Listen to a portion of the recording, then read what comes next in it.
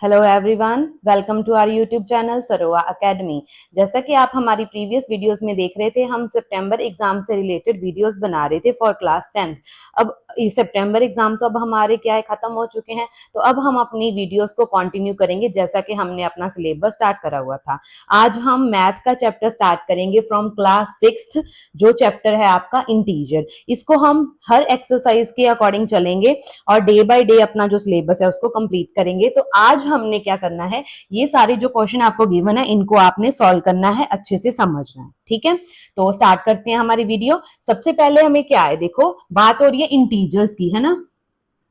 तो integer value क्या होती है? इंटीजर कोई भी ऐसा नंबर जो पॉजिटिव भी हो सकता है, नेगेटिव भी हो सकता है, जिनको हम नंबर लाइन के ऊपर रिप्रेजेंट कर पाते हैं उनको हम इंटीजर्स बोल देते हैं।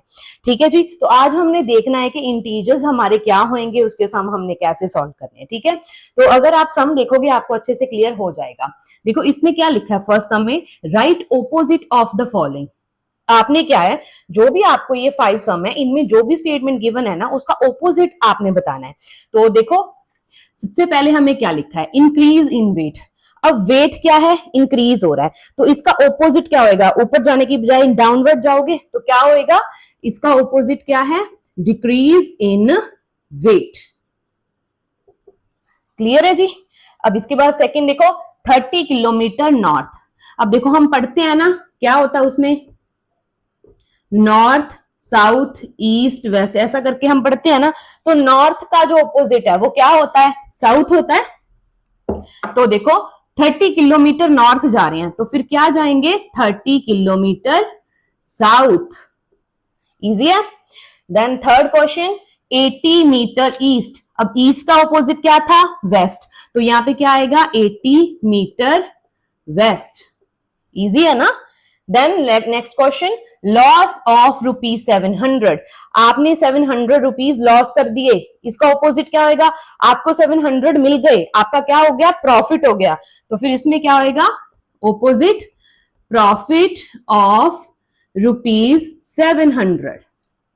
क्लियर है जी। Then next, 100 metre above the sea level. ये सी लेवल है, इससे अबव जाना है, ये तो आपको गिवन है। तो इसका ऑपोजिट क्या होगा, जब बिलो जाना होगा, जाना उतनी है जितनी वैल्यू गिवन है, तो क्या होएगा, 100 मीटर बिलो सी लेवल। बहुत इजी है, आई होप समझ में आ रहा होगा। अब इसके बाद नेक्स्ट पार्ट सॉल्व करते हैं। देखो इसमें हमें क्या बोला है, represent number, represent the number on the number line. जो भी आपको ये इंटीजर्स गिवन है ना, इनको आपने क्या है, नंबर लाइन के ऊपर रिप्रेजेंट करके दिखाना है। ठीक है जी, तो देखो नंबर लाइन के ऊपर कैसे रिप्रेजेंट करते हैं। सबसे पहले नंबर लाइन देखिए कि कैसे होती है। देखो ये कोई हमारे पास नंबर लाइन है, इसके ऊपर यहां पे हमारे पास इंटीजर्स लिखे होते हैं। राइट साइड में जो वैल्यूज होंगी वो पॉजिटिव, लेफ्ट साइड में जो होंगी वो क्या होती है, नेगेटिव होती है। ठीक है जी, तो आपने क्या है, +5 शो करना है। तो देखो ये 0 है, 0 से आपने कहां पे जाना है, पॉजिटिव साइड में जाना है ना। तो इस साइड में वैल्यूज पॉजिटिव हैं, इस साइड में वैल्यूज नेगेटिव हैं। तो आपने कहां पे जाना है, 0 to 5। तो 5 स्टेप जाएंगे तो देखो इसका क्या बनेगा, इसको नंबर लाइन के ऊपर कैसे रिप्रेजेंट करेंगे, ये वाला पॉइंट है, यहां से स्टार्ट करा और आप कहां पे पहुंच गए, 5th नंबर के ऊपर। क्लियर है जी, ऐसे करके आप सम सॉल्व कर लोगे। ऐसे जब आपने -10 आना है तो देखो उसमें क्या करेंगे, यहां पे कोई 0 वैल्यू है तो -1 -2 -3 -4 -5 -6 -7 -8 -9, यहाँ पे कोई -10 है। तो इसको चाहे तो आप ना ऐसे ही ले आओ, यहाँ पे ऐसे भी रिप्रेजेंट कर देते हैं। देखो 0 से आप कहां पे आ गए, 10 नंबर पे। चाहे आप स्टेप बाय स्टेप आओ तो भी कोई फर्क नहीं है। ये आपका क्या हो गया, नंबर लाइन के ऊपर इसकी रिप्रेजेंट हो गई, रिप्रेजेंटेशन है 0 to -10। क्लियर है। देन हमारे पास है +8। देखो यहां पे ही सॉल्व करेंगे, +5 तक तो हमें गिवन था, 6 7 8। तो 0 से 8 तक ये आ गई आपकी नंबर लाइन। देन आपके पास है -1, तो उसके लिए क्या करेंगे, यहाँ पे 0 है, यहाँ पे -1 है, यहाँ पे +1 होता है, तो 0 to -1। देन आपका क्या है -6, तो ये भी सेम वैसे ही जैसे आप -10 के ऊपर गए थे कर लोगे, तो आपने लेफ्ट साइड में -6 तक जाना है, तो आप ऐसे करके उसको नंबर लाइन के ऊपर रिप्रेजेंट कर सकते हैं।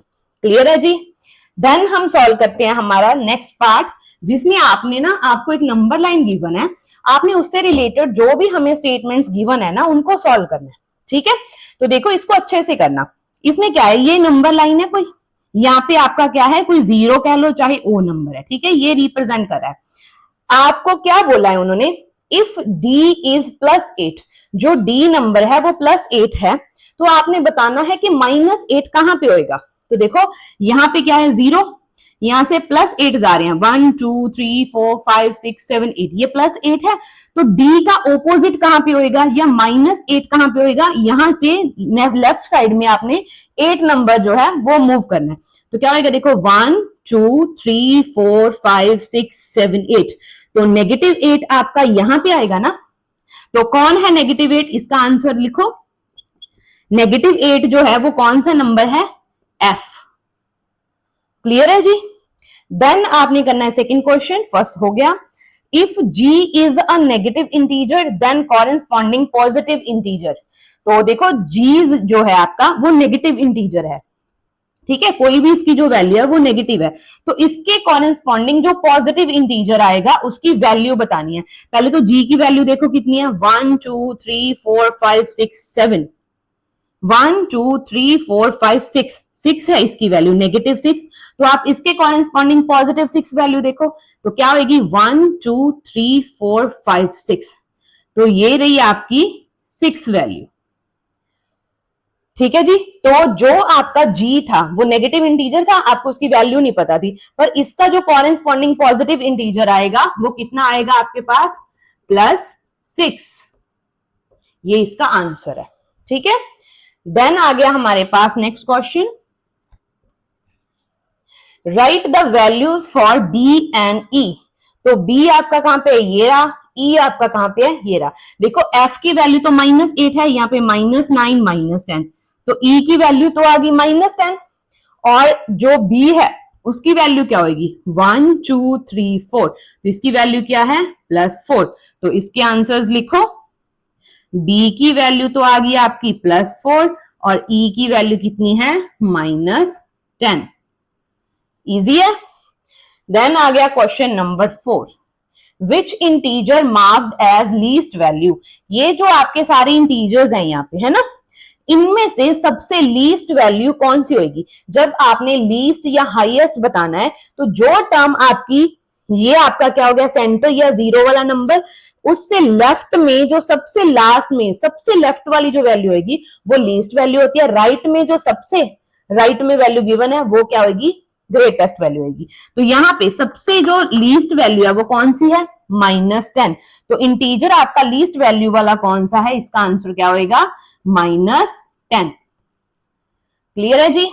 देन आपका क्वेश्चन है e, arrange all point in decreasing order of the values.